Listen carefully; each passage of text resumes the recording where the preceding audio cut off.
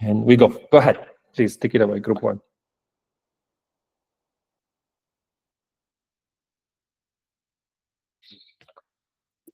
Group one, go ahead. Where did you go? Hi. Hi. 李正轩，可以请你放一下那个 PPT。最前面吗？哦，对。那不是你们要讲的。因为我想说你要录影，所以等你开始录的时候再开始。Okay, sorry. Wait for a second. No problem. Yeah, because I'm also recording, right? So you can just clip anyway. Yeah, I'm recording, so I need to share PPT slide. Yeah, but the thing is that I'm also recording, right? So you can just clip the YouTube video. But anyway, you do what you want. Yeah, never mind. You see that? Yeah. Yeah. Okay. So go ahead. Our students, very good. Okay. So our team is going to present challenge for understanding word embedded BERT. And my name is Cho Jian'an, and here's other group mates' name. And I will be covering the introduction and the explanation of the attention mechanism. Okay. So here is a quick intro of what we have done in this challenge. And overall, in this challenge, we focus on using the BERT model to perform sentiment classification on the IMDb movie reviews dataset. And the key technical concept behind this is understanding attention, the core component that enable BERT and transformer-based model to effectively model language. And here is also some other thing we did in this challenge, including the evaluation model performance and clustering word embedding with k-means. So what is attention? The attention mechanism is designed to simulate how humans selectively focus on important parts of information when processing language. So in transformer models, each word generates a query vector Q to ask all the key vectors K in a sentence, which words are important to me. And the attention score is computed by taking the dot product between query and key, scaled by score decay, and normalized via softmax to produce attention weights. And these attention weights are then used to compute a weighted average over the value vector V, producing a contextualized representation for each word based on its surrounding context. And in BERT, we use self-attention, where the query key and value vectors all come from the same input sequence. And this allows every token to dynamically attend to every other token, capturing relationships regardless of their distance. And furthermore, transformer employs multi-head attention. It uses multiple set of independent learned QKV projections to capture different types of relationships in parallel, such as subject to verb or adjective to noun dependencies. And the outputs of these multiple heads are concatenated and projected to form a richer representation. So WO is the weight of the output, right? Can you go back to the slides? The W matrix, yeah, in the second equation, the W matrix is the weight for the multiple attention heads, right? The weight of the output. Yeah. Yes. Go ahead.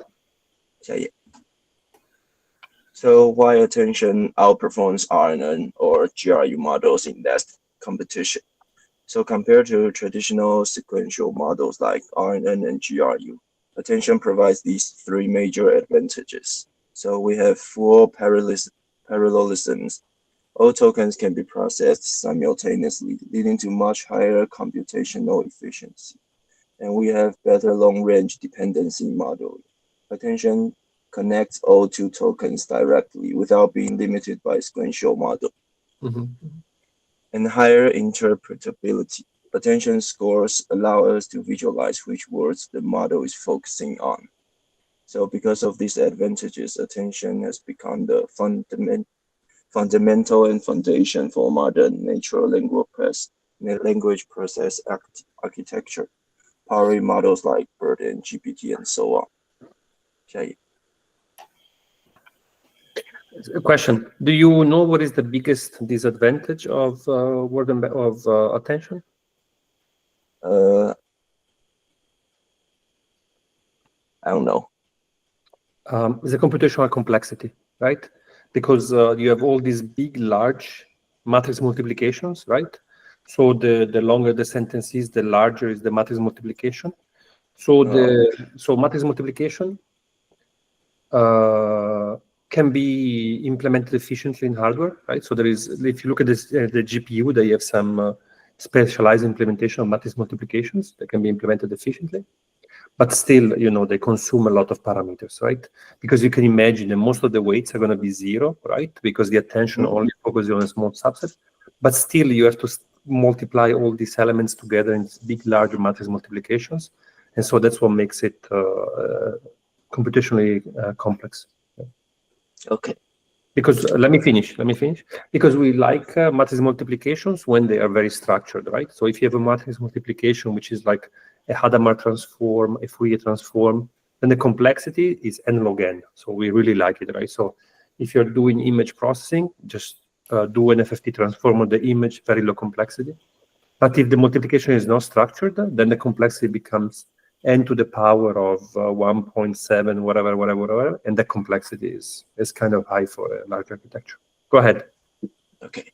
So in this page, this image shows the output of a single attention head, illustrating how it assigns attention scores between every pair of words in this sentence. A fluffy blue creature roamed the verdant forest. So from the human perspective, we would expect the word roam to strongly attend to creature and forest because we naturally understand that a creature is roaming through a forest. These words are semantically linked in our minds. However, in this example, we surprisingly see that roam assigns a higher score to A than to creature or forest, which seems unintuitive and inconsistent with how a human would interpret the sentence. On the other hand, if we look at creature, it assigns high attention to fluffy and blue, both adjectives that describe it. Similarly, forest strongly attend to verdant, which is also an adjective. So this suggests that the particular attention head may be specializing in matching modifier to the nouns they describe, focusing on adjective noun relationship.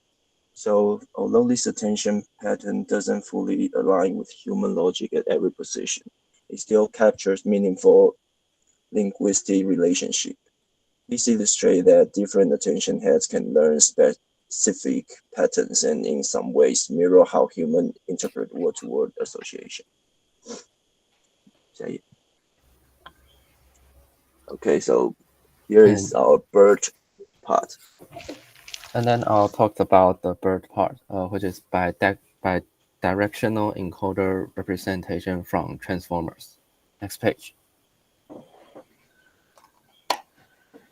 So in bird agriculture, its input has token embeddings and positional embeddings and segment embeddings, and there are special tokens, CLS at the start and the SEP between the sentences.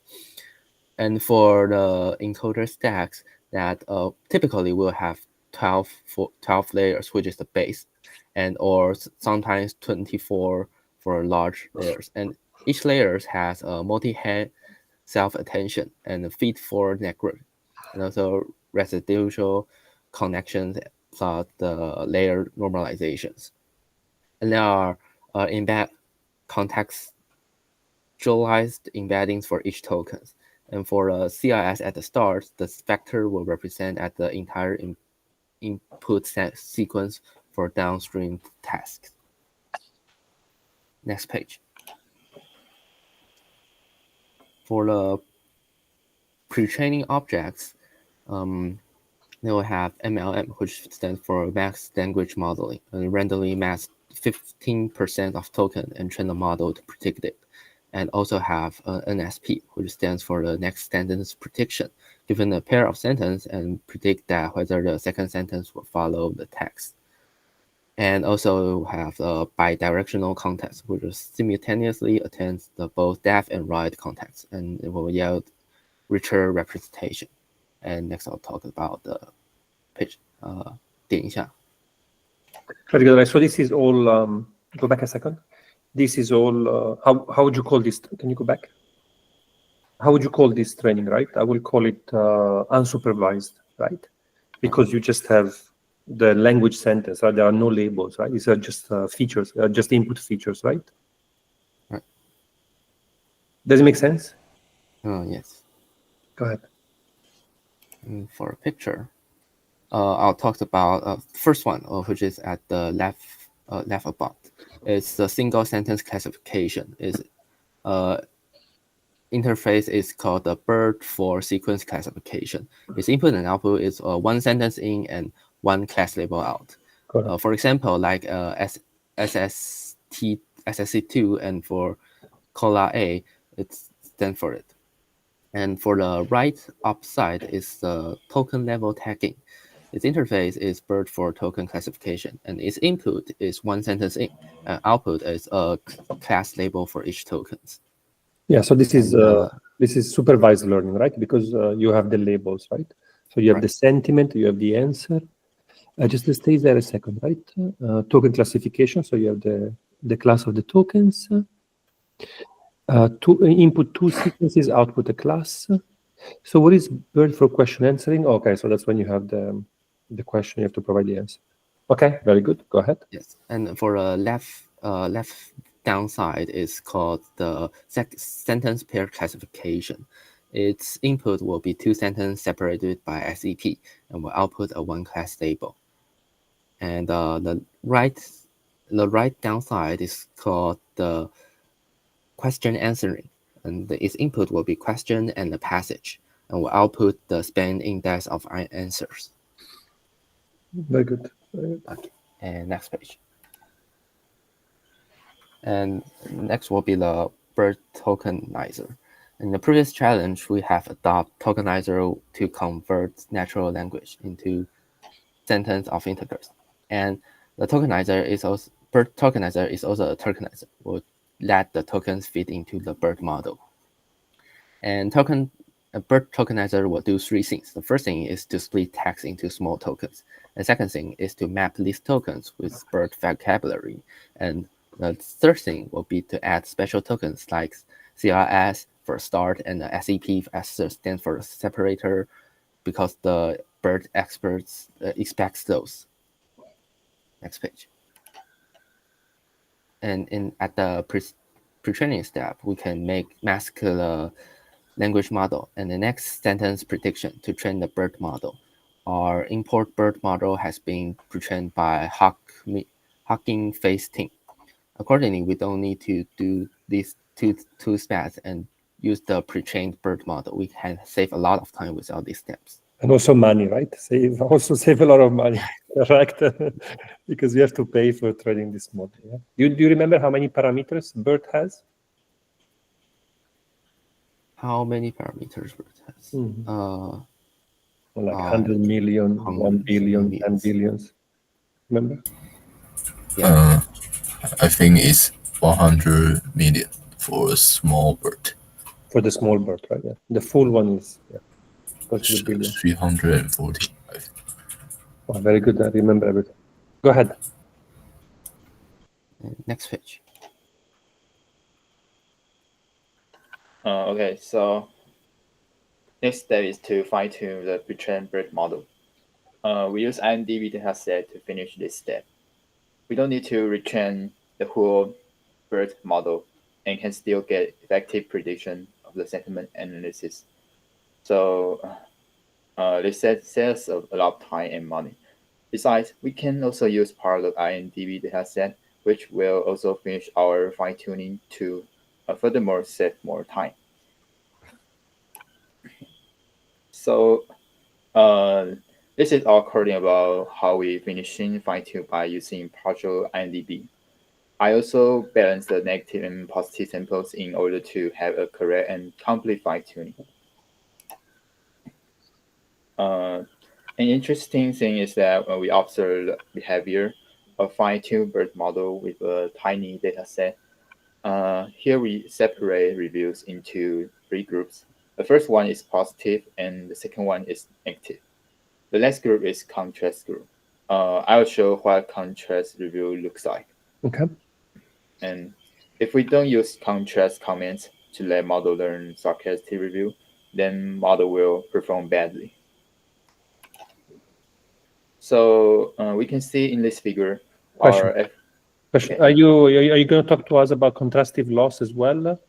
Triplet loss concerned, contrastive loss. Are you going to talk to us about that, or? I will show you in maybe I can show you right now. Oh, take your time. Take your time. I was just excited. I was just excited. Okay. Yeah, because we don't have time to cover contrastive loss in the class. So if you did contrastive loss for me, I'm very happy. Go ahead. Okay, so we can see in this figure our F1 score shows low accuracy if we don't teach the model about what sarcasm or what sarcastic comment looks like, and its performance will become really bad. It looks like the right-hand side figure.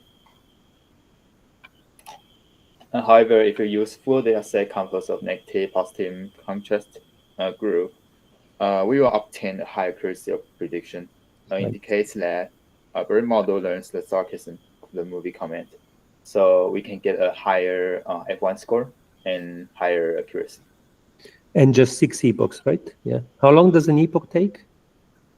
I forget. Maybe just only a few 1 minute. Yeah. Because it's a really small data set where I just test some property and I want to observe some observe some phenomenon if I add some sarcasm or not adding this sarcasm comment. Excellent. Yeah. So this is the full data set I use. About the contrast review is the blow my mind, absolutely loved it, blow my mind how bad it was, by the way, like this one. So, okay, so next page is for the next group member. 你那个要不要重新载入？因为我看有些图它好像没有跑出来。好像刚前面讲程式的时候，有好像图片加载错误。要换一个人用 PPT 吗？你那个重新载入的话呢 ？Sorry, we're adjusting the image issue. 没关系。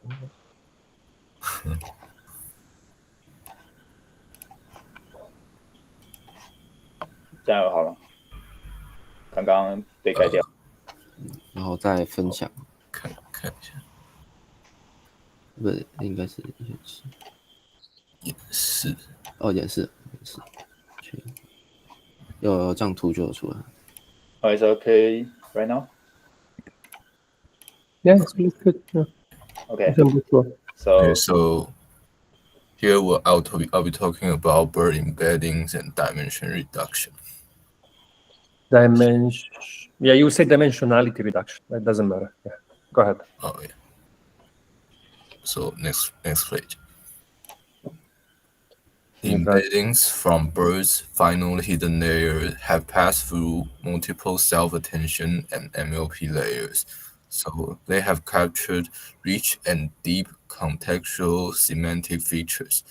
So the first output vector corresponds to CLS, stand for classification, has integrated the contextual information of the entire sentence.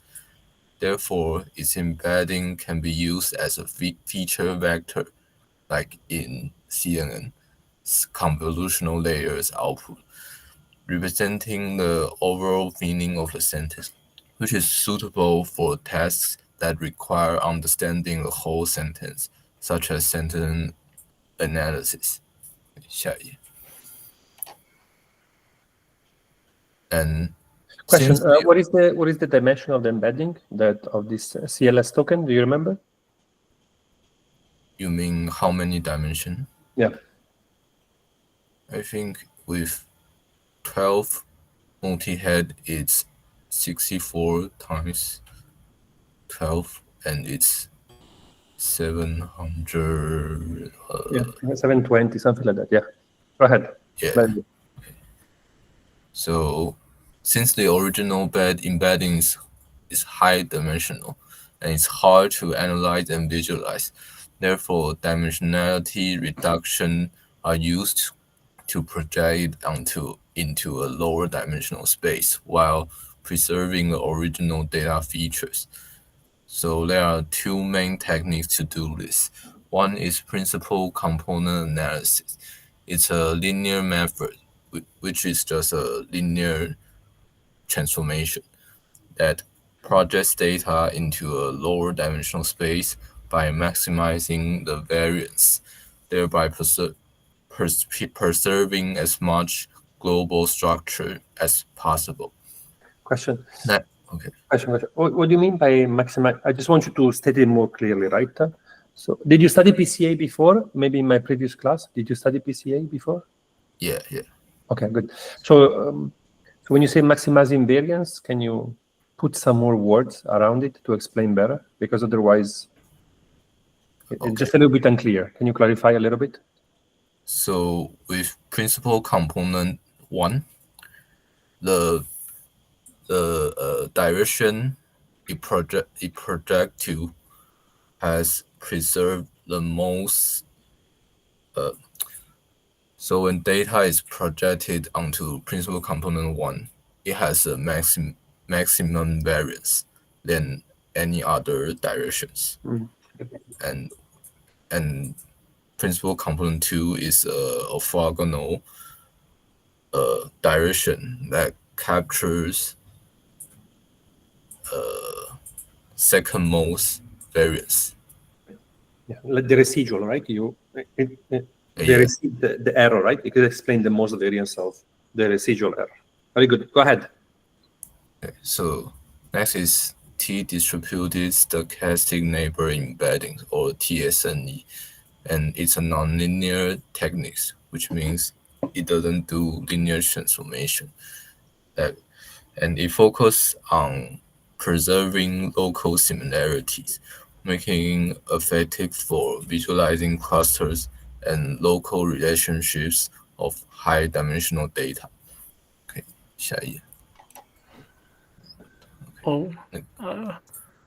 I think I looked through the method for the Python function, and I think that PCA is calculating the covariance matrix and choose the corresponding eigenvector, and we can thus achieve dimensional reduction.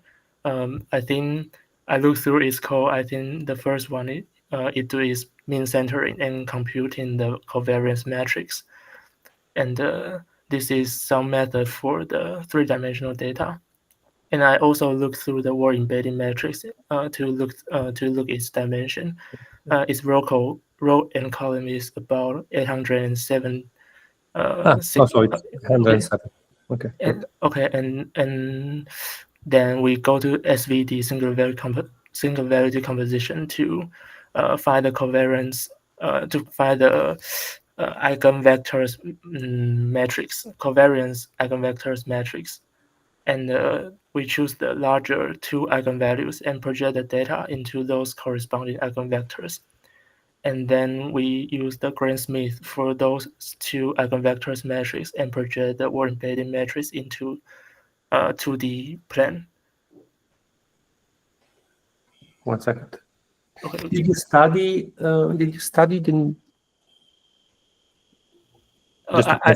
Just a question for you. Did you study PCA before? PCA a little bit. Okay. Did you study this Gram-Schmidt procedure? Maybe when you did numerical methods or numerical linear algebra, did you study? Yes. I think it find the orthogonal axis for that 2D plane. eigenvectors. Very But eigenvector is eigenvector orthogonal? So yeah. Oh, Do you remember that? Yeah. oh, So this is not particularly stable as a numerical procedure, right? So actually, when you do the implementation of these methods, you use the Householder rotation type of transform, which is just a cuter mathematical. Let me post it here. Householder rotation oh, for SVT. I'm just telling you because it's interesting, right? I mean, oh, thanks. because basically, so just numerically, this Gram-Schmidt procedure, it works nice theoretically, but then practically it doesn't work so well. So people usually do like a triangular decomposition, like a QR decomposition, and then from there they build the SVD. Just telling you because it's interesting. So just because I don't want you to think that Gram-Schmidt is the best way of doing this job, because actually there are some other methods which are more stable. Go ahead. Okay, thanks. The Gram-Schmidt is I guess, but the above is I see the data. Also, so Gram-Schmidt is okay, thanks. And that's it. Okay. Next page. Very good. Hi, Go ahead. so this is TSNE. So first, for two arbitrary 2 points in the original data space, TSNE defines the similarity or probability using a Gaussian distribution, and then passes it through softmax to normalize it, which is the equation on right hand side. Then TSNE symmetrizes the probability. So now Pij had represent the closeness between xi and xj in high dimensional space. And next, in a low dimensional embedding space, which is the space we're trying to rebuild. We evaluate its similarities using student's t distribution, which is unlike the first step. The first step used the Gaussian distribution. This one used student's t distribution.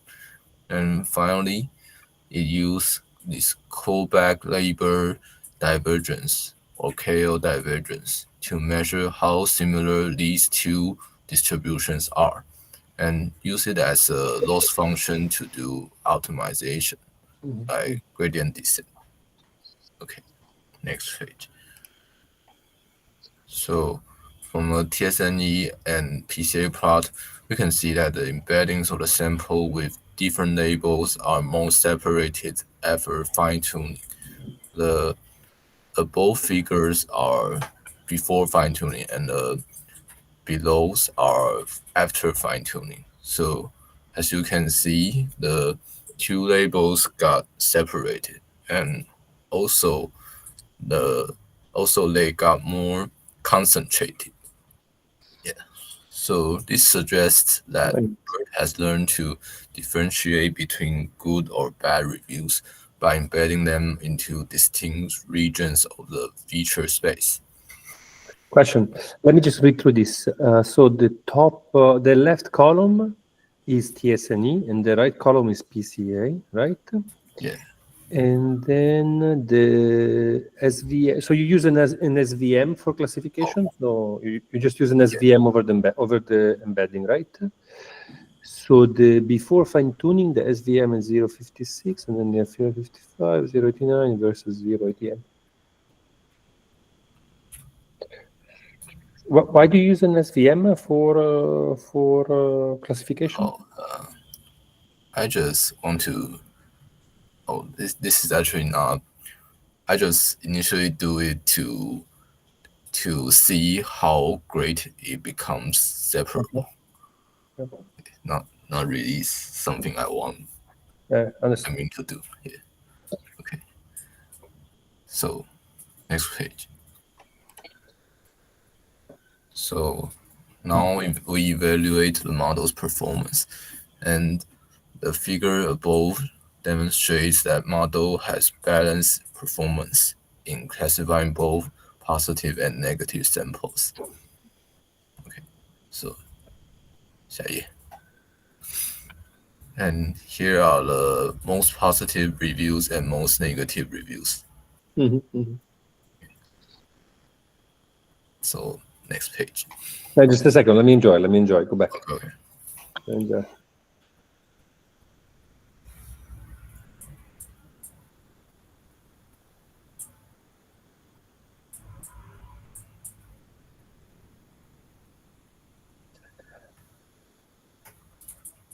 So what do you think? Let me ask you, right? What do you think is the first movie? First movie? Yeah, what do you think? You mean the first? I can guess. Yeah, I can guess the zero. I can guess the. Okay, the last of the most positive movies. You can guess it for sure. And the first of the best of the most positive reviews. Maybe. Yeah. Can you guess the last one? Can you guess the? Can you guess the last? Can you guess the last one of the most positive reviews? Oh. John Belushi. Belushi. I don't know. I don't know this actor. Because you're too young. It's Blues Brothers for sure. This movie here is Blues Brothers. Yeah. Blues Brothers. Oh, okay. It's a movie about blues. Yeah, you should watch it. It's very fun. It's not as enticing as a Korean drama, but you can enjoy it. Yeah. Go ahead. So, next page. So, word embeddings are vector representations of words. Semantically, similar words are mapped to nearby points in the vector space. So, by applying clustering algorithms such as k-means, we can group words with similar meanings or contextual usage into clusters. This process helps review the structure within the embedding space and provide insights into how well the embeddings capture semantic relationships. And evaluation metrics such as the album method and the silhouette score are used to assess the quality of clustering result. The elbow method identifies the point where adding more clusters no longer significantly reduces the within cluster variance. And the silhouette score evaluates how well each data point fits within its clusters compared to other clusters. 好，下一页。 Next will be the eyeball methods. Eyeball methods is to choose the optimal number of clusters K by analyzing within clusters variance. And we'll use the WCSS, which stands for within cluster sum of squares, and to calculate it. And the procedure is to first run k-means for a range of k values, and then record the WCSS for each case. And we'll plot the k vs WCSS and locate the eyeball, which is the point of the dimension returns. And the pros of the eyeball method, I think, is simple and intuitive. And I think the cons will be that the eyeball may be ambiguous, that will often need domain knowledge. Next page. Next will be the D'Haut's score, and we'll do it that measuring how well each point fits its clusters and versus its neighboring clusters. For each sample I, we'll do the sentence above that A will be average distance to all other points in same clusters, and B will be the lowest average distance to point in any other clusters. And when the score is close to 1, it will be well clustered, and around 0 will or near boundary. If it's negative, it's likely misclassified. Then we'll have an average Siegel score. Next page. Okay, so here we found the optimal number of clusters through silhouette score and elbow method. So it indicates that the optimal number of clusters is 2, which is consistent with the fact that the task is a binary classification problem. So since the clusters is not all, adding more cluster is not always meaningful. So since the models only learn to classify two different sentences, so naturally the best cluster will be 2. Okay, next page.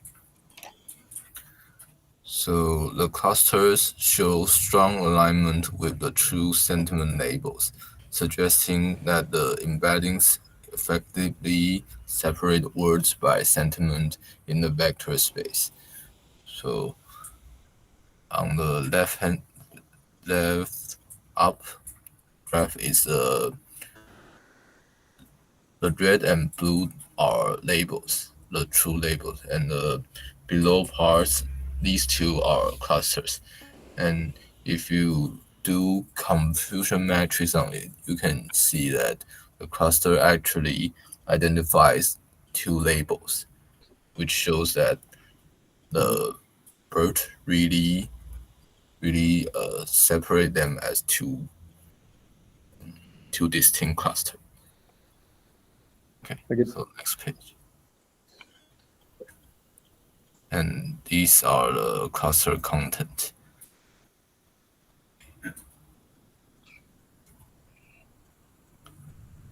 Cluster 1 sample. So you just randomly selected from there, and you just put the rightly classified, the incorrectly classified. And so the class, let's see the misclassified one. Unfortunately, okay. So the first one, there is an unfortunately there. And so the Gary Busey and okay. Let me just check. I am a college student studying A levels and need help and comments from anyone who is So some of them are just cannot be misclassified. They cannot be classified, right? Like the guy is asking for help. Yeah. The first one says, "Oh, I saw it as a baby and I loved it," right? So it is misguided. Yeah. Okay. So the top words, so then you do the word plot, right? So you can see the top. Okay, so I think you switched, right? So the cluster 1, the top words should be positive, right? And the cluster 2 should be the negative ones, right? Oh yeah, I run these 2 in different cell blocks, so I think You switched. Yeah. Go ahead. so. Next page.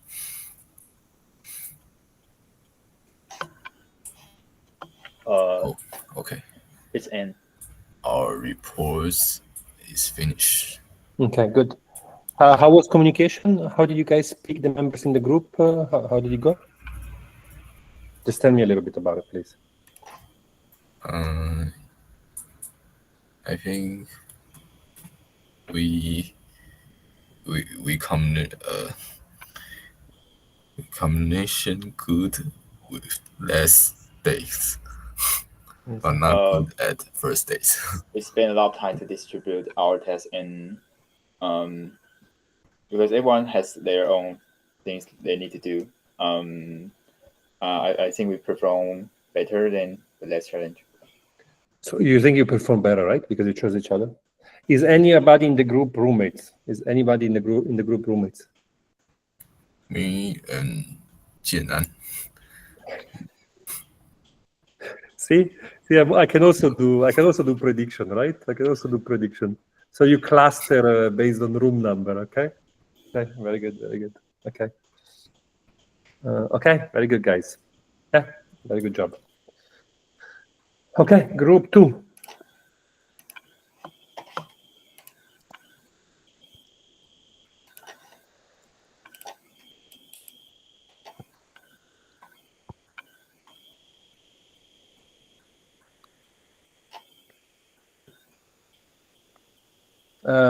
Sorry, there is no group 2. Group 3, please.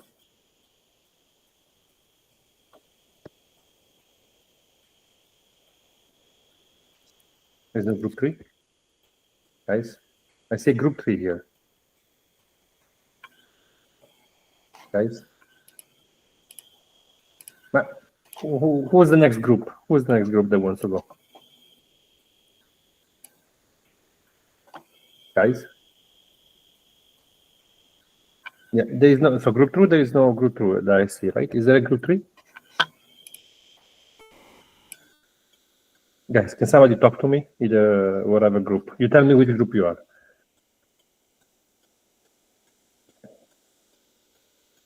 Guys? Group 4, okay. Go ahead, group 4. Go ahead.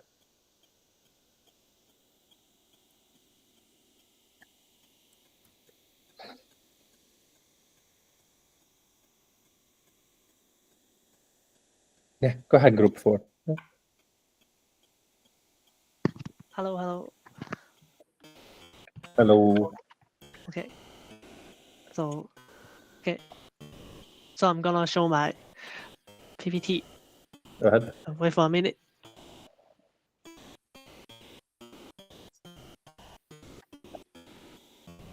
A minute.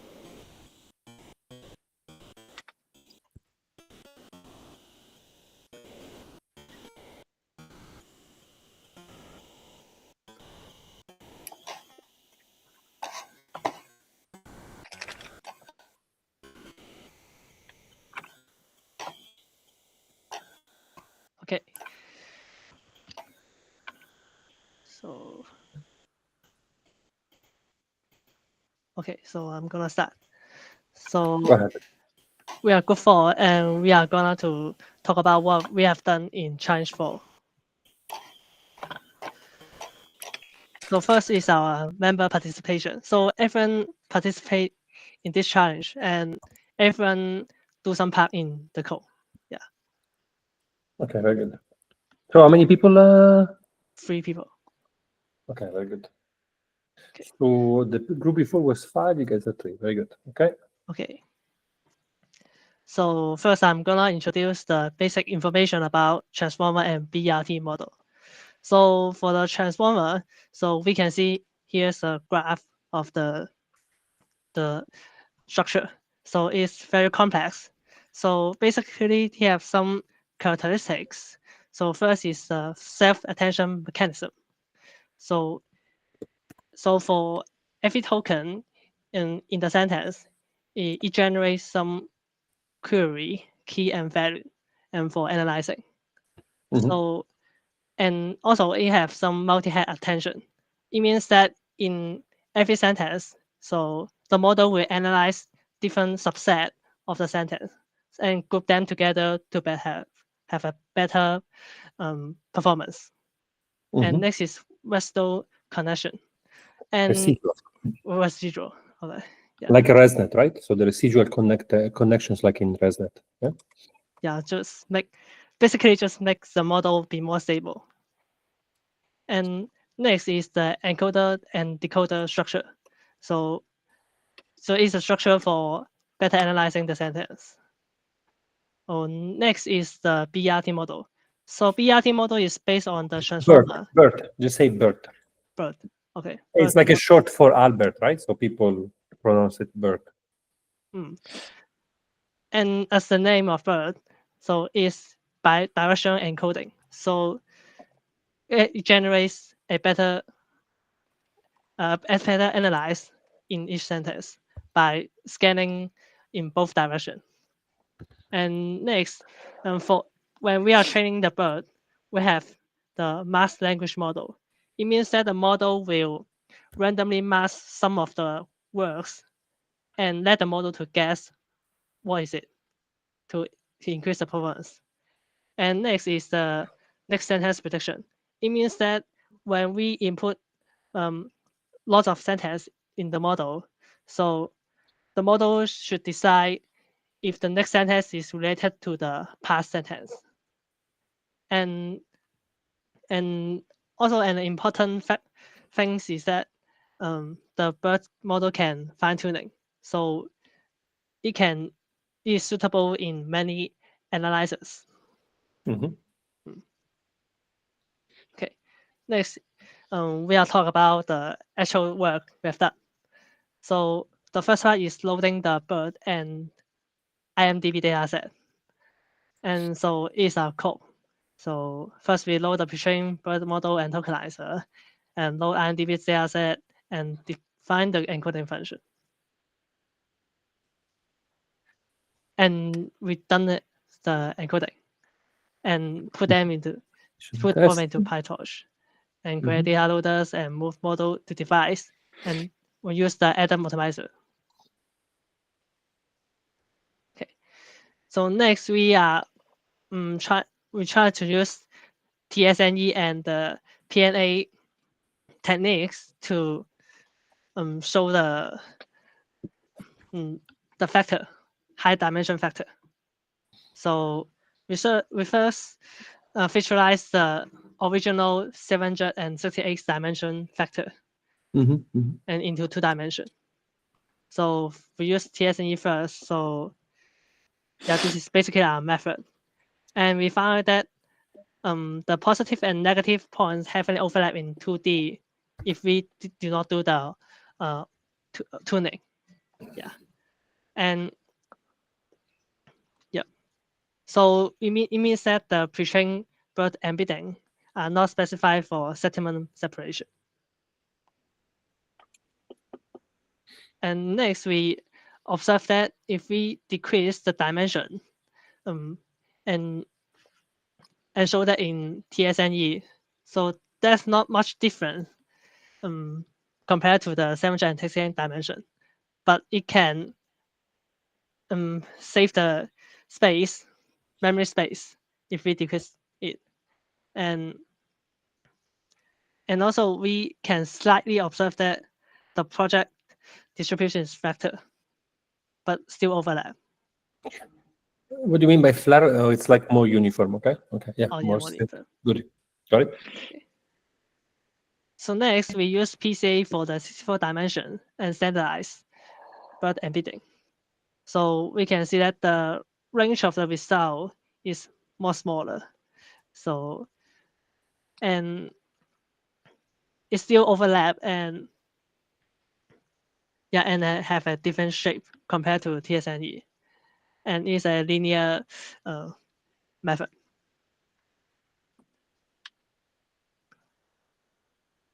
Okay, next for the next teammate. Okay, next part, I'm gonna introduce the fine-tuned BERT for IMDb sentiment analysis. Okay, first on this slide, I'm walking you through our modified BERT architecture. We start with BERT base 768 dimensions CLS embedding, then squeeze it down to 64 dimensions with the linear layer. And then we apply layer norm and a 10% dropout for stability, then feed it into a final linear layer that outputs 2 logits for positive vs negative. This setup keeps BERT's representational power but uses a compact 64-dimension vector that's easier to cluster and visualize after fine-tuning. Very good. Next page. Sorry. Next page. Oh, yeah, okay. Here are the fine-tuning results. And overall, the model converged quickly and stably with no obvious overfitting, showing that our 64-dimension projection plus classifier setup work well for IMDb's sentiment classification. Mhm. Um, on this slide, I'll walk you through how we extract embedding from our fine-tuned BERT model. We implement a function called extract 64D embeddings that does three things. One is switches the model to evaluation mode, turn off dropout, and the second one is runs a forward pass to on each test batch with no gradient tracking. Okay. And the third is retrieve outlogis the two-dimensional score vector per sample, and accumulates them into a list before concatenating into one big array. Okay, next page. So 25,000. Okay, good. And here's how our fine-tuned BERT did on the test set. Next page. Okay, yes, this one is you can see the 5 reviews is most sure are positive, packed with praise for story and acting, and the 5 is most sure are negative, complaining about boring plots and pacing. These extreme examples help us see exactly what the model considers slam dunk positive or total flop. Yeah, next page. I couldn't guess any movies. Me too. Me either. Very good. Your English is excellent. Me neither. So It's for next member. Okay, if my part. Okay, so on this slide, we present the elbow curve, and we shows the relationship. Which is the relationship between the number of cluster K and the inertia, also known as the sum of square distances within clusters. So this is the as we explained variance, right? It's the same as the explained variance, right? You call it. Yes. Good. Yes. Go ahead. Okay. So as we can see, the inertia decreases rapidly from k equals 2 to k equals 5, and then the slope becomes much flatter. And this pattern suggests that the most significant improvement in clustering compactness occurs when increasing the number of clusters up to 5. Beyond that, the marginal gain in reducing inertia becomes small. Okay, yeah. Okay, so this slide shows the silhouette. I don't know how to pronounce the word. Silhouette. It's a French word. Yes. Silhouette. Yeah. So silhouette is like when you see something. Silhouette. It's like when you see something against the light, so you cannot tell the details. You can just tell the outline of something. Okay, silhouette score for different value of k. The silhouette scores measures how well samples are clustered, where higher values indicate better defined clusters. And here, the highest score occurs at k equals 2, with a value close to 0.67. And this suggests that when dividing the data into two groups, the separation between clusters is the clearest and most distinct. And as we increase the number of clusters beyond k equals 2, the silhouette score gradually declines, indicating more overlaps and less defined boundaries between clusters. And so in summary, the silhouette analysis favors a simpler model with two clusters, while the elbow curve suggests a more balanced solution around k equals 5. And this trade-off reflect the tension between global structure and local compactness in clustering decision. Very good. Next page. So this slide presents the TANE visualization of the 64-dimensional embeddings and obtained from our fine-tuned BERT model. And we applied k-mean clustering with k equals 2 and projected the resulting cluster assigned onto a two-dimensional space using TS and E. Question, can I stop you there? Can I stop you there? So you did TS&E down to dimension 64. You fed that to the model, then you did TS&E to 2 just for representation, correct? Yeah. Okay, go ahead. So as we can see, the visualization shows two clearly separated clusters, cluster 0 in blue and cluster 1 in orange. And the separation is not just numerical, but also spatially distinct, and suggesting that the embeddings learned by BERT captures meaningful differences in sentiment. And since the division between the two clusters is so sharp, right? yes. So this labeling is done with k-means cluster, or does it correspond to true labels? It corresponds to true labels, right? Yes, it's corresponding to. Sorry, 你跳太多页，上页。对，yeah, I'm talking about this page, not the. Okay. I'm talking about this page. Sorry. So okay. So as we can see, so the visualization shows two clear separate clusters, and the separation is not just numerical, but also separate, spatially distinct. So it means that the embeddings learned by BERT capture some meaningful differences in sentiment.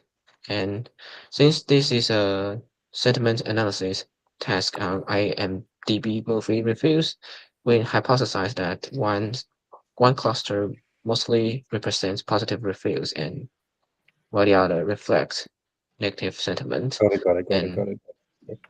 This effectiveness of this separation shows that the fine-tuned model has successfully embedded sentiment-related information into a lower dimensional representation, and that k-means can recover this structure within just two clusters. So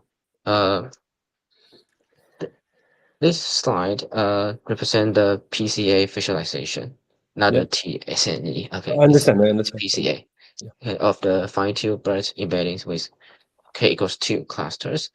So here we applied principal component analysis, which is PCA, to reduce the 64-dimensional embeddings down to just two components, PC1 and PC2. And this linear dimensionality reduction helps us examine the global structure of the data.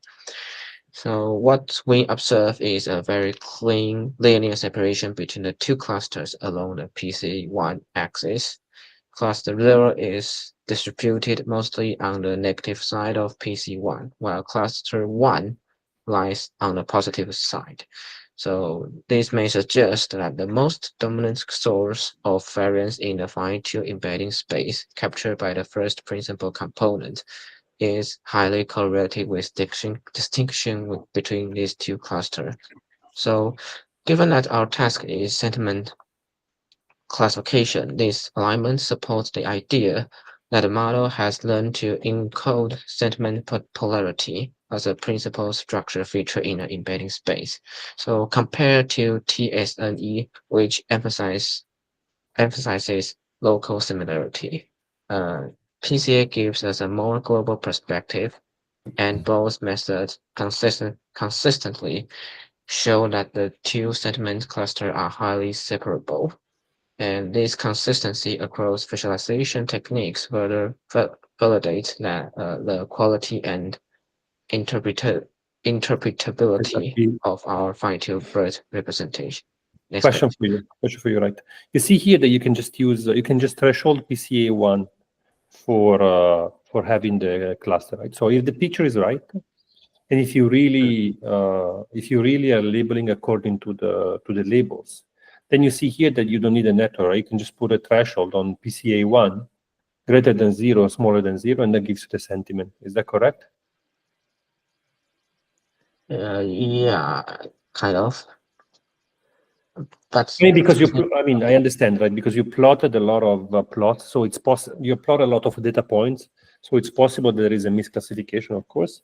But basically, if you go back one slide, right? Can you go back one slide? You see here you need a threshold. You need a network in order to draw the threshold between the two clusters, correct? Yes. But go to the next plot. In this plot, right, you just need to threshold one of the two dimensions in order to get a good estimate at least, correct? Yeah. But It just go ahead. yeah, but I think that the threshold is sometimes it is unknown for us if we just view the raw data. No, I think it's like this, because when you plot the clusters, the points are very dense, so you do not see how many blue points are in the orange, right? So it's possible that there are some. It's possible that there are some blue points in the orange, so you can do better by doing some different threshold, some different decision boundary. But it looks like, yeah, it looks I pretty see good. that if we lower the density, it might show that there's a misclassification. Okay. Okay. How? Okay. Okay. So. And this shows the TSNE visualization of fine-tuned BERT embeddings cluster using k-means with k equals 10. And after extracting 64-dimensional embeddings from our sentiment classifiers, we used TSNE to project them into 2 dimensions for better visualization. So, the data forms 10 distinct clusters, and each represented by a different color. And so you can see that these clusters are separated, which indicate the embedding space preserves enough structure to meaningfully differentiate between various types of refill. So unlike the case with k equals 2, where we simply separated positive and negative sentiment, increasing k to 10 allows us to uncover subtle distinctions. And for example, some clusters might correspond to stronger emotional refill, and while others might reflect more neutral, technical, or even sarcastic tones. And the clustering pattern suggests that the BERT model has not only learned to distinguish polarity, but has also captured more nuanced semantics or stylistic traits. And this multifaceted distribution is useful for downstream tasks such as personalized recommendation, content moderation, or semantic review analysis, and where understanding the diversity of opinion matters more than just binary sentiment. Okay. Yeah, So, this is what I was asking you, right? You see that if you just apply k-means and you don't specify the labels, then this labeling makes no sense, right? This clustering makes no sense. Because you see that what PCA is doing is just slicing the data set in 10 different subsets, and the clustering doesn't make sense, right? Yeah. This is not a meaningful clustering, okay? Do you agree? This is not a meaningful clustering. Yeah, I agree with that. That's why I was asking you, because in order to have that threshold in 0, that's why I ask you if you use the true labels or if you just did k-means. Because if you just apply k-means without the true labels, then you just split it in the middle. That's why it was very fishy, the image, right? Because you see that now here you improve the cluster to 10 and you just slice it in 10 different parts, right? I agree with that. And I think this kind of plot, like this PCA clustering plot, it's kind of like different colors represent the degrees of like how much percentage is positive. Like No. I think this is just an artifact in the following sense, right? You take the data, you put the data in the space, but the data doesn't have any pattern. Okay. Yeah. If you apply PCA on a data that has no pattern, if you apply k-means to a data that has no pattern, k-means will just divide it equally in some clusters, right? So this is just k-means is just basically dividing the data set in in clusters of equal size. There is no other pattern that you are identifying. Okay. Okay, I see. So Does it make sense? So take uniformly distributed data. So data that has no pattern whatsoever, right? There is no way of distinguishing clusters. If you apply PCA to uniformly distributed data, you will see that PCA will just divide up the clusters in uniform regions, basically, right? So you're just minimizing the MSE loss, but you're not identifying any pattern, right? So this is unsupervised learning, right? So you ask the model, right, to cluster the data without labels. And in unsupervised learning, you hope to reveal some patterns. If there are no patterns, then this is the best. This is exactly what PCA will do, just group things uniformly. yes, so I think that the conclusion I draw here maybe not that's correct. Maybe so originally I would like to say that it's very orderly distribution of clusters along the PC1 classes axis. So and each cluster possesses a vertical banded segment and indicate that they are mostly separated along a single dimension. So contrast to TSA. Wait a second. Try to fix your microphone. The quality of your voice dropped. I think you are covering your microphone or something. Try to fix it. Does it now sound better? Yeah, much better, much better. Go ahead. Okay. So, in contrast to TSNE, which emphasizes local geometry and sometimes distorts global relationship, PCA reveals that the model has embedded refuse into a space with well-defined and interpretable various distinct directions.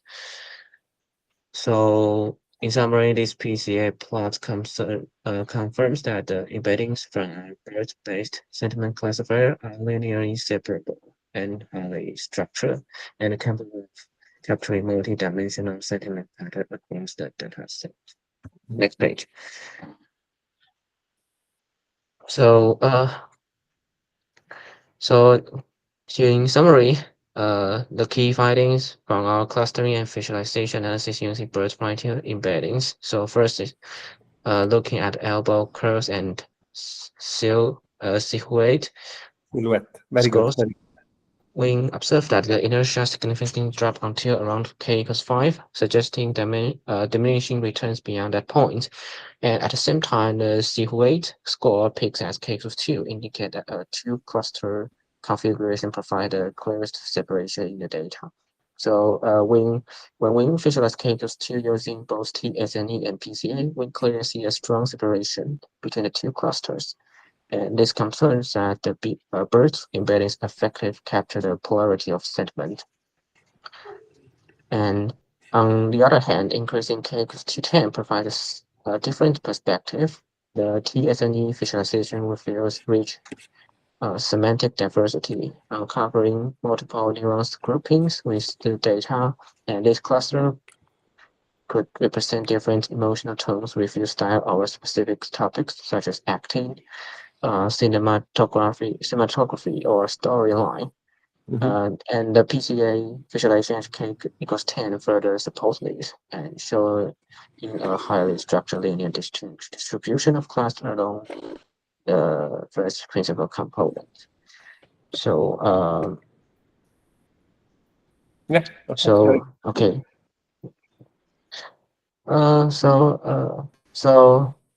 Okay, let me conclude the key takeaways of from our project. So first, we found the pre-trained BERT embeddings are not sufficient for sentiment classification. The CLS tokens extracted from the base model showed heavy overlap between positive and negative reviews when visualized using TSNE or PCA. And this tells us that without any task-specific adaptation, BERT does not organize sentiments meaningfully in its latent space. And next, we tried a simple linear projection to 64 dimensions, followed by standardization. And while this improved the spatial structure slightly, it still didn't create a clear separation between sentiment. So we concluded that projection alone is insufficient for our task. So, however, after fine-tune the BERT model on the IMDb sentiment classification text, we saw a remarkable difference. The embeddings began to show clear boundary between positive and negative reviews in both TSNE and PTA visualizations, and this demonstrated fine-tuning is essential for aligning BERT's inertial representation with task-specific goal stack sentiment analysis. So finally, our best performing fine-tune model achieved every score of 0.8867 on a test set, showing strong predictive performance for sentiment classification. And thank you very much for your attention. Thank you very much. Okay, let's take a break, guys, and then we'll go ahead. Okay, go ahead, walk around a little bit, drink some water, go to the toilet. See you later. I'll see you back in 42. Let's say 42. Okay, see you back at 42.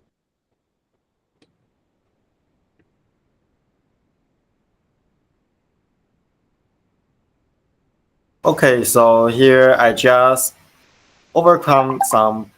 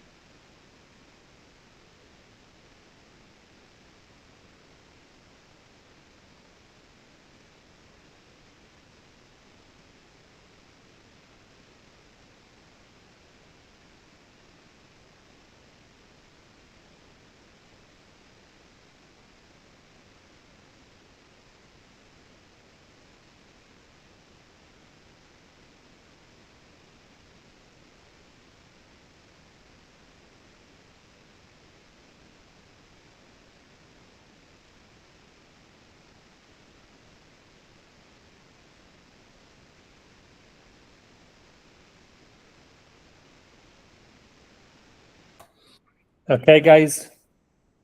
So anybody else that wants to present? Is there a group 2, is there a group 3? Okay, I am in charge of the first model construction of this group, but it seems that we have encountered some problems, like the NumPy doesn't want to work together with our transformers. So we have Okay, go ahead. so the progress have been delayed for a while. But today, here is my code. So let me show it to. I mean, if you need some extra time, it's okay, right? I want you guys to start working on something, right? I mean, it's Okay, so here is the main code. Anybody see the screen here? So basically, I work with the IMDb dataset from Keras. I import Keras only for this packed IMDb set. So later, after some batch processing and some easier pre-process, then we get the birth sequence classification pre-trained model. Correct. This is a simple method to handle the text. So here, after the training, so you can see the training is running now. It will take many while. Of course. How many models? Because if you don't, okay. Yeah, it will take a while, yes. Here, we can see the pre-processing progress here, like the encoding, decoding, and embedding. I understand. But tell me, what about the other group members? How are they doing? Are they participating? Are you guys talking? Tell me about that. Okay, so Kevin and I handle the model construction, loss design, loss function design, and pre-processing. And here's our part. And the others will in charge the following parts. So after we solve the problem, they can start working. Of course. Yeah. And we separate all the work fairly. We separate it into 5 parts. Okay. So why don't you guys present next week, right? You take 1 extra week to work on it, and we will present next week, and then we just forget that this time we'll present. Okay. Next. Thank you. So you guys are in 5 people, correct? Yeah. Yeah. And we are still trying to find a way to deal with our data sheet with a new method. We just search it to make it more efficient. Yeah, of course. I mean, I understand that the first week is the week after midterm, so nobody wants to work, and then I understand. Just try to make it by next week, okay? Okay. It should be okay. Okay, good. Guys, let's do this. Let's do a little bit of presentation, and then we just go through again the some concept of LSTM, GRU. We just go through it again, just because I think it's good for you, because it's as a material it takes a while to get through. We'll go a little bit quicker, and I see if I can get to word embeddings. Otherwise, we move it to next week. Okay, so just want to give you some more background on sequential models. If there is no other question, I'll do that. Is there any question so far, guys? So the slides for the The challenge for next week, you already have it. Remember that if you want to move groups, you can move groups as you want, right? Just to make sure to tell your past group and your present group that you want to change. The submission will be open as usual on Friday. And please, guys, start working on the final project as soon as possible, okay? Because that's really a lot of work. It's a lot of stuff to be done. And as I said, if you don't have any ideas, just join the competition I'm organizing. Otherwise, make sure to discuss among yourselves what type of project you want to do, right? I remember that my student Alto suggested to train a GPT by yourself because there is a tutorial somewhere. I think it's a very good exercise for you guys. Just please do it as soon as possible, right? Because you will find out that the time to develop the software for the final project will take most of your time. And then, what usually happens that the students, they have to talk a lot before they can agree on a topic, and by the time they get to the writing code part, then it's too late to develop enough software code base to have something working. Okay, good. Okay, so guys, you can see my slide. I can also annotate. Yeah, I can annotate everything, so it should be okay. Okay, so let's go with this. So let's go back a little bit to the slides about sequential models. So remember, we have RNN, GRU, LSTMs, and then we want to build on top of this to get to embeddings, and then we want to get to attention networks to go beyond the sequential models. Remember that it's not always possible to use attention because, as we said, it needs a lot of parameters. So sequential models are still substantially used in many practical applications. So let's move on with this. So let's go back. Let's go to our GRUs. I think you should be able to see the presentation, right? Oop. Okay, good. Let me just check the chat a second. You can see, because I'm presenting from tab, right? So I'm experimenting with this new technology. I think you can see everything fine, right? Everything fine. Good. Okay, so let's move on. Good. Okay. So motivation behind RNNs. So let's step back a little bit, right? So let's say that there is a sequence, a certain time sequence, right? And you want to predict the next frame in a certain time sequence. Then you can ask yourself, how do I know what's going to be the next sequence in a comic strip, right? So the idea is that I cannot do this without context.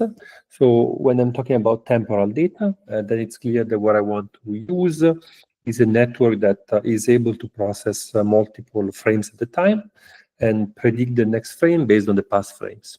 So this is what we will call a sequential model. And a sequential model, it's a model that doesn't have a fixed input, but rather takes a sequence in input and produces a sequence in output. Okay, so if you see the first 3 frames, then you know that, so if you only see this frame, you don't know if the person is coming or going, right? But if you add the context to the comic strip, then you will see that the person is leaving, right? So after you leave, you close the door. And this is the opposite of after you come back, you close the door and you are inside of the house. Okay, so you see that here the correct frame is the one where the door is closed and the person is outside of the house. Good. And then we can keep doing this game forever and forever and ever, and we can keep generating next frames. And it's clear that this will be able to take in input any sort of length of sequence that we want. And this is substantially important for many, many applications because the complexity of the neural network scales with the number of inputs.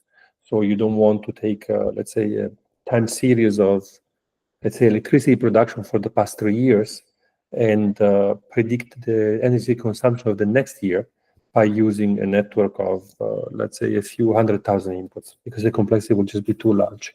Instead, what you can do is that you can run a sequential model, and the complexity of the sequential model will be fixed regardless of the length of the input sequence. Okay, very good. So it's clear that the concept of the concept is needed for RNN is the concept of memory. Okay, so we want to just a second. Okay, good. What we want is the concept of memory, right? We want to be able to we want to be able to carry on some information from one window to the next window, and we would like this memory to, let's say, remember something about the past, right? So, for example, in this particular strip, we want to remember that the person has a dog, right? So that when they go out with the dog. So when they come back with the dog, and also. There are some issues of ordering, for example, right? So we are given different frames where we have a wake up, to wear a hat, wear a glove, listen to music, and to go out, right? So your network should be able to use its memory in order to remember what step in the sequence we have, right? So let's say that we have a video, the same operations they happen in the video from frame to frame in different days. So you have to remember that. That there is a certain probability of a frame given the past frames. Okay, very good. So in this case, what the slide is getting to is as follows: is that if we are in W4 where we are listening to music, it's at least important to predict that we're going to leave the door rather than wearing a hat. Right, so we can be in our house listening to music without meaning to leave. But it is more likely that if we put on a hat, then we had the intention to leave. Okay, so this is the issue with the memory, right? So the sequential model should be able to remember some state of the word that lies at a point of the sequence further back in the past than the current context window. Okay, good. Let's go through this because. Very painful for me to describe comic strips. Okay, so the idea is that we want to have a variable length sequence, but we also want to keep track of long-term dependencies. And yeah, so the idea is that the network will slide from one context window to another context window, and we are allowed to pass parameters across. So this is what we discussed last time, that we call recurrent neural network, RNN. And the idea is that this blue box is a state, which is recurrent, right? It's operated upon continuously as in a linear time invariant system, as in an LTI system. And the way in which we can represent the network, it's either in its feed-forward configuration. There is the sequence come in, there is a state, there is an output produced, and there is an update of the state, or we can have sort of its folded out version, right? Its training version is a recurrent expression in which we explicitly indicate the time dependency of the network, and we unfold out the time operation over multiple time instants, and these two representations are equivalent, right? So this is, if you have done any sort of Markov chain and you try to describe Markov chains across multiple time instants, this is the type of structure that you have. Or also if you have done, let's say, discrete time systems, you should have seen this. Okay, good. So this is what we saw last time, and the idea is that we have a state function, and the state function is updated as a function of the old state and the new input, and then the output is produced. This is the beautiful picture, right? So the input is here at the bottom, the output is here on top. The state, in a sense, is on the left-hand side. The network will produce an output given the current state and the current input, and as well as an update for the network state. Okay. So as we said, the RNN is tricky because we need to choose a window over which to operate. We unfold the network over this window. Then let's say that we are doing the prediction of the output. So it's the network has labels, and the labels is the label Y. What you can do is that you can compute the global loss over the window over which you want to run backpropagation. And then this is how the loss propagates, right? So the global loss is divided into the loss at each time step. And each time step, you see the computation graph here, right? So the loss on the last output will backpropagate throughout all the sequence of states from time 1 to time n. The loss at time 1 will not backpropagate. The loss at time 2 will backpropagate only to the state in 1. And so you can imagine that the computational graph will give you the weights update according to this to this fixed window over which we are computing backpropagation, and as usual, we use the chain rule as we have done before, in order to calculate the gradients. And basically, what we want to update are the weights of the network that produces the output, but most importantly, the weights of the network that determines the state update. Right? This is the most critical because the network is trying to learn the temporal correlations across the unfolded network. Very good.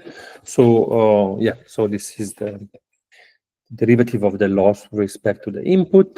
This is summation over the time, right? At each time t, we have a loss LT. This is a function, this is taking the derivative with respect to the outputs. And then you see that for the state, right, the state at time t depends on the state at time k through this chain rule. And you know, the mathematics, they work in the way you expect, right? So this is the derivative with respect to the last state, to the two previous states, the three previous states, and you can think of unfolding the chain rule as much as needed by remembering that there is this dependency, right, between the state at time t and the state at time t minus 1. And as we said last time, so we are always straddling during the training process, the vanishing gradients and the exploding gradients, and this becomes more difficult when we do RNN because the depth of the RNN can be very large, right? Let's say that we are trying to get the time dependencies in the order of weeks, for example. If we are thinking about again about let's say a time series of energy consumption, then it's clear that we need to do backpropagation over a long series of time after many input symbols to the sequence, and so this corresponds to a network which is very, very deep, and we know that the deeper a network is, the harder it is to find the correct balance between vanishing gradients and exploding gradients. Okay. So then this is the initial idea, and as we said, we want to go through GRU, LSTMs, and then get to attention. So bidirectional LSTM, this is what you discover with BERT. What you can do is this masking of the sequence, and you can predict the missing frame in a sequence from the left, a given context in the left and context in the right. So of course, this is more powerful to just doing in one direction. And this is what we saw last time as well. So you can have part of the state update that comes from the forward iteration, part of the state update that comes from the backward iteration, and then the output will again be a nonlinear operation of this forward and backward state, which is obtained by stacking forward and backward states. Okay, so the global states you see here is the stacking of the forward and the backward. And then it's not a problem to do deep RNN, as we said last time. So what we can do is that we can have an intermediate sequence, which is generated by an RNN, and then feed this to another RNN. So let's say that we have a first sequence X. We have a deep, we have a deep sequence, a hidden sequence H star, and this is fed again to another RNN, and this corresponds to the, let's say, to a sequential hidden state. Okay, so sequence in input, sequence of hidden states, and the sequence of hidden states is used to produce an output. You can imagine, as always, you can sorry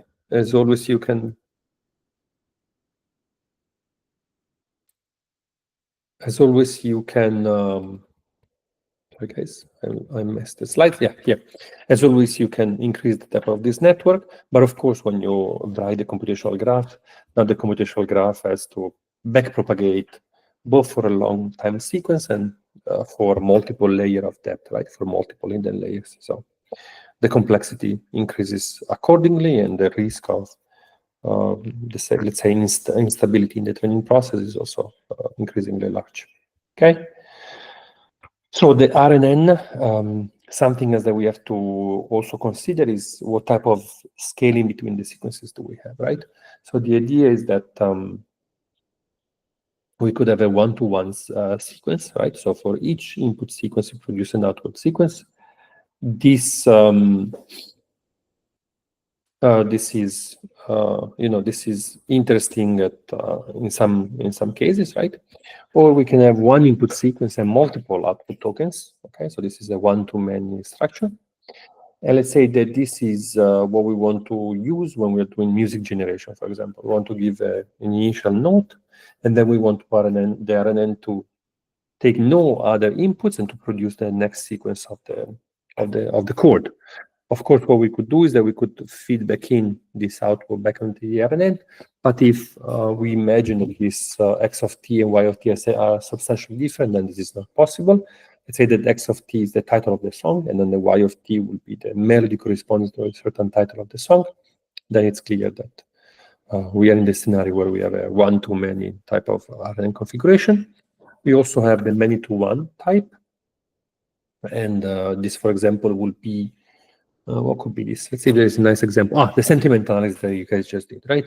So let's say that right now you use attention. Let's say that you want to sentimentalize it using RNN. So you want the state to collect a little bit what is the feeling of the sentence, and then the output should just be a label and will be the sentiment of the sequence. Very good.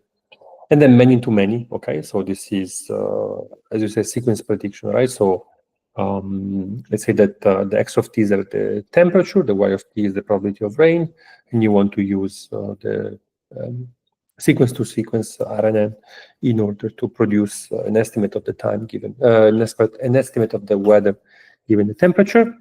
And then many-to-many inference. This is the one that we also discussed in class for NLP, and this is for, let's say, sentence generation, where you put a certain verb at the beginning, the RNN produces another word, and then you feed back the output of the RNN back as an input, and this produces an infinite sequence of tokens. And of course, when we do this, we are just waiting for the end of sentence token, and when the end of sequence token occurs, then the operation of the RNN stops. And these are basically the models that are used by GPTs. Then there is the many-to-many form, but this is, for example, used in translation. Let's say that we have a number of input tokens, which are the English input tokens, and then we have the output tokens, which are the Spanish output tokens. So what we want our RNN to do is as follows. You get the beginning of sequence token, then this runs until the end of sequence token. Once the end of sequence token occurs, then the RNN knows that it should start producing an input sequence for the translation and keep this going to produce a Spanish translation until an end of sequence is again encountered. Okay, so here is where there's this nice example: the white dog jumped over the cat. El perro blanco saltó sobre el gato, and this will be the corresponding Spanish translation. Good. Okay, so let's switch to the next one, which will be LSTMs and GRUs. Yeah. Let me go to the presentation here, and then I switch back to my tab. No, I cannot switch back to the tab right away, so I have to share the tab first. And then I do presentation here. Okay. So, yeah, so we covered RNNs. So let's move on to GRUs. So as we said, so there is a state. The state is a function of the input and the past state, and this produces the state update. And the state update is again a sort of nonlinear operation between this, and this is how the RNN operates. What we want to do, as we said last time, is that we want to add a new agent, like let's say a new capability of the network, and the capability that we want to introduce in the network is the capability of resetting the memory. Okay, so you want to have a reset gate that decides whether the current state should be kept or we should reset the state. And this is very important because you might imagine that the network, in order for the network to take into account longer dependencies, right? What is needed is to make a better use of the state. Okay, so you should use the state to remember significant facts about the past, which are outside your context, and these facts, they, let's say, this context loses its relevance at some point in the past. So you want to be able to keep the memory of that part of the state and then drop it whenever it's no longer needed, so that the resetting of the memory makes a better use of this recurrent structure. Okay. So the idea is that we want to have this R gate, which is a reset gate, and you see here in the plot that the reset gate has the power of resetting the states. So the current input can affect how much the path information is considered. The update gate solves the vanishing gradient problem. Okay, and the hidden state is more robust to outlier inputs because of the update gate. The issue is that the same state is used for memory and output, right? And the issue is also that this gating operation is sort of a hard decision, right? So it's a 0-1, and you guys already saw how hard it is for a deep neural network to learn a discrete function, right? The neural network always struggles when learning discrete valued functions. Okay, so this is the basic structure of the GRU. So what we can do is that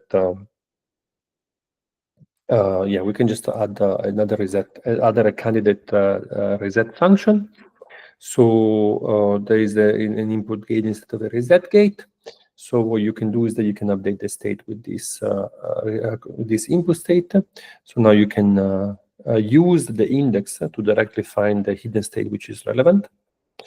And so now, you want to let's say situate the state with this index I of t, and then you have the issue that the memory maybe grows unbounded, and so then you chunk your memory in multiple chunks, and then basically the network should use to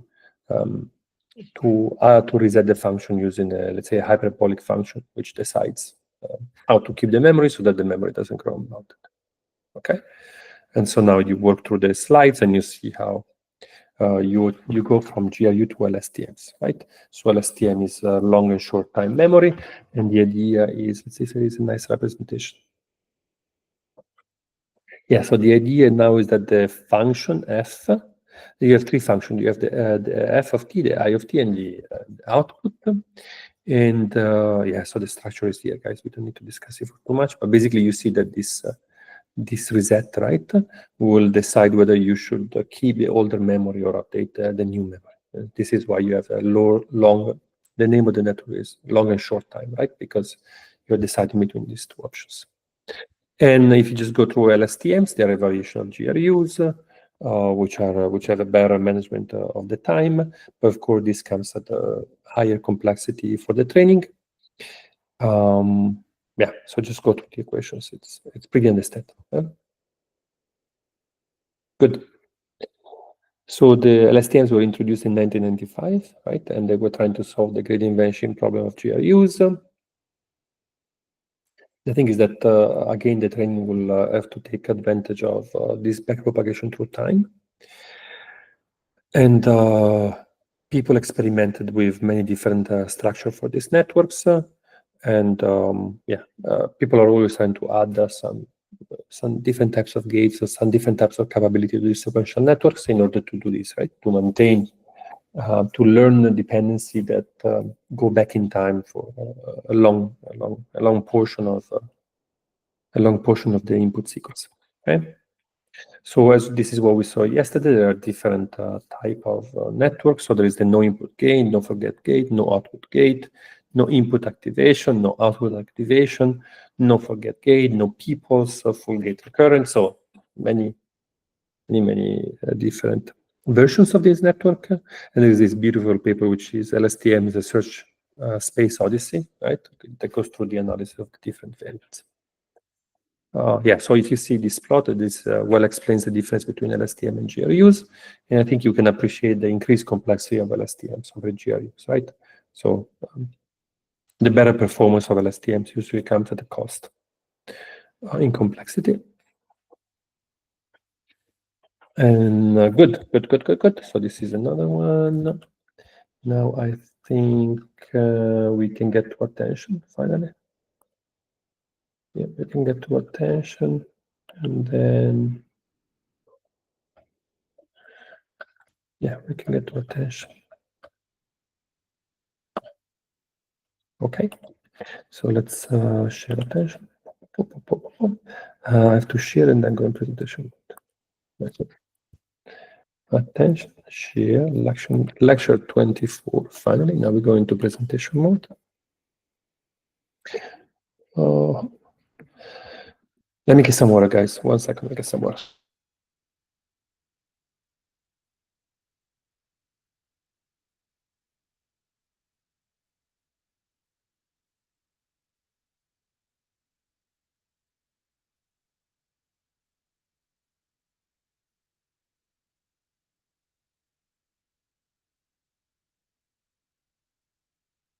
Okay, very good, guys. So now we know what embeddings are. And we said that these embeddings correspond to the hidden state of our sequential network, for example. So that's what I was asking before, because now in the last 2-3 years, we learned different ways of producing embeddings using contrastive loss. That doesn't always apply to word embeddings. So that's why I was asking if somebody was going to present contrastive loss. So the idea is that we have this, this is the case that we already saw the ratings. And so this is the CLT embedding that you guys saw, which is the average of all the embeddings over the sequence, which is used for decision making for downstream tasks. And then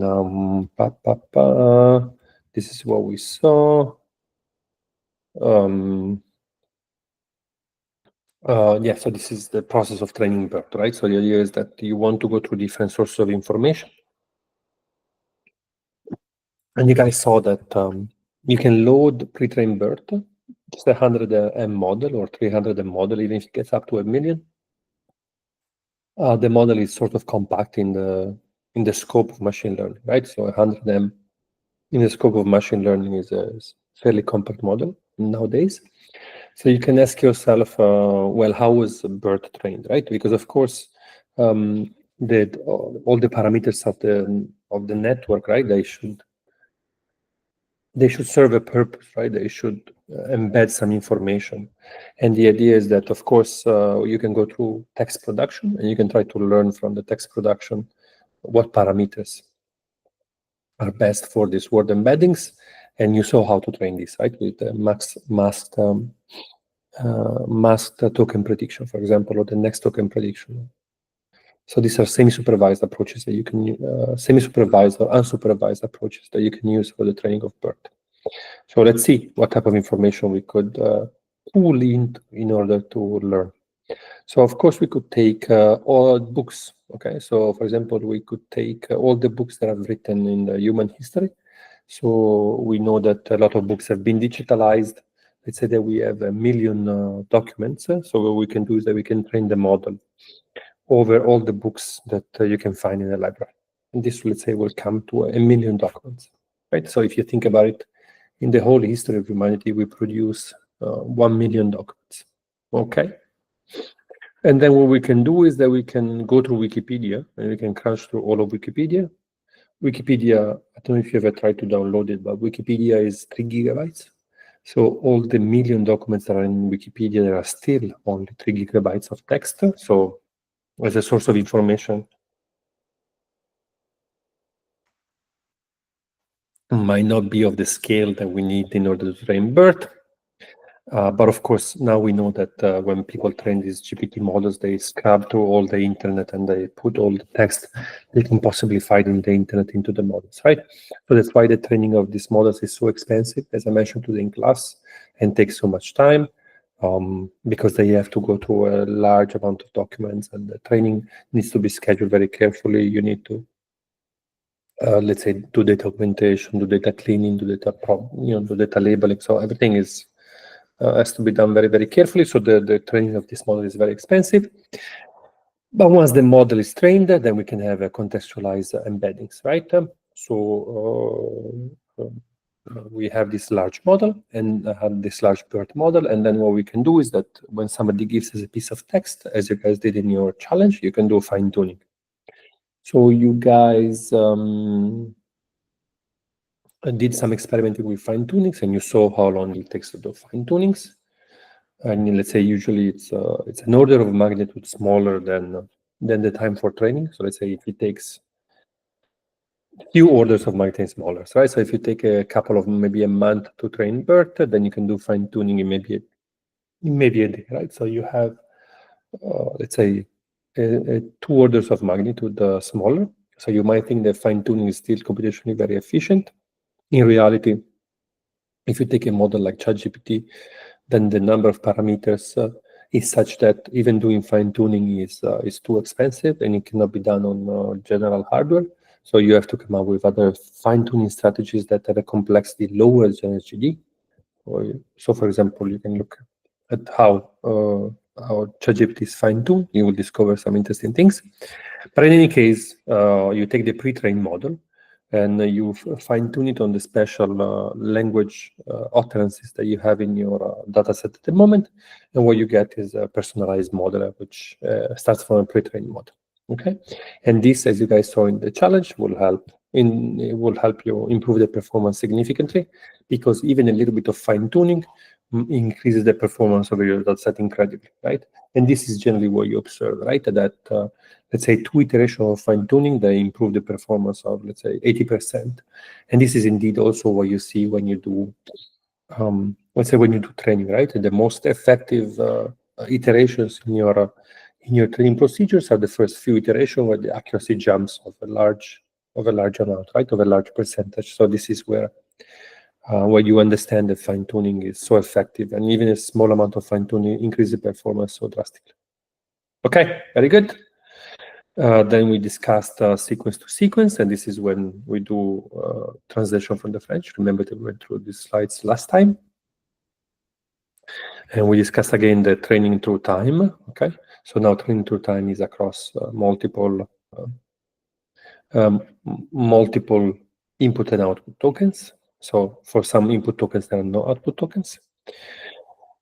And now we can discuss, we go back to attention. This is how we discussed attention last time. So we said in general, you want to have an encoder and a decoder RNN. The encoder RNN is the one that sucks in the input of the sequence, and the decoder RNN is the one that produces the output. And so the idea is that, wait a second. The discussion that we are having was that now we want to use attention to decide how much the state of a certain part of the input sequence should contribute to the output sequence. And basically, we want this to be a trainable set of parameters. And this trainable set of parameters we can use a softmax in order to make them a valid distribution. And you see that this was the example, right?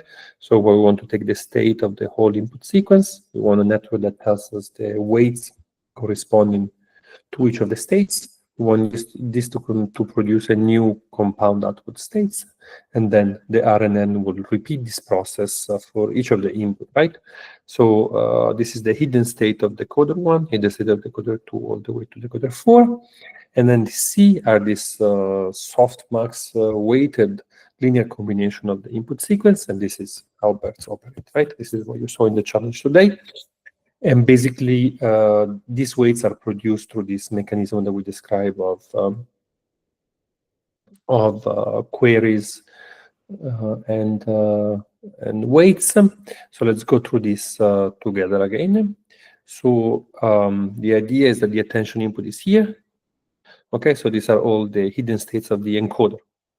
And we have one decoder state. Okay, then we want to take a network, right? And the network will produce a score, and the score will correspond to the weight of the source token K to the target step T. Okay, so K is the index of the input token, T is the weight of the output token. Then we collect all these scores, and we have to do a softmax, and we always do this so that we normalize the sum of the weights to be 1, right? So this is very much understood, and this will correspond to the attention weights. So the softmaxed scores corresponds to the attention weight. Then we produce a linear combination of the encoder RNN states through these different weights, so that what the context that is provided with the decoder RNN is a linear combination of the attention weights and taking the states. Okay, as we said, this is all substantially linear. Okay, so this is the softmaxing. It's a nonlinear operation, but it's okay, right? It's just a scaling to sum of one. And the function that gives you the attention doesn't need to be a fully connected neural network. It can be any function that you wish. So if you want to bring down the complexity of this operation, then what you can do is that you can use some a linear technique to obtain this. Okay, so let's go back again and discuss what type of attention scoring function we can take. So remember that we take the states S of k, we take the current output state, which is h of t, and then we want to produce a score, which is how much is the encoding RNN state S of k relevant to the current decoder state h of t. What we like are dot products because we can implement them very quickly. You can have a bilinear, so you can have a fixed matrix omega, fixed matrix W that is sandwiching between the inner product. So this is some sort of weighted inner product. Or you can have a full-blown multilayer perceptron where you take the weight matrices and then you do the tannage or the linear activation function of this h of t, S of k, and then the set of weights omega. Very good. This is again the same slides from last time where we showed the attention. So some of you also had it this time. And yeah. Having the separate encoder also allows for different length of the sequences. So if in your sequence-to-sequence architecture, sometimes you need to have different input sequence from output sequences. Of course, you can use padding, as we saw one challenge ago. So 2 challenges ago. Yeah, you understand, not this challenge, but the previous challenge. So you remember in the case we use padding to deal with different length of sequences. But you can imagine some extreme case in which the input sequence is very short and the output sequence is very large.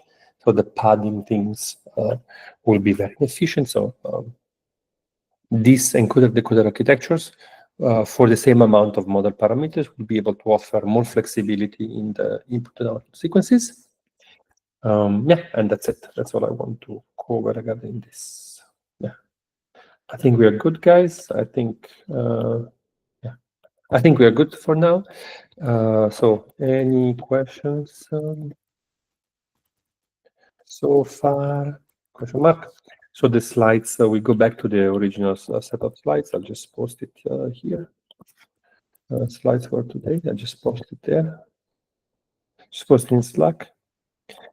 Slides for today. Slides for today. Let me know if you have any question, right? Otherwise, we move on.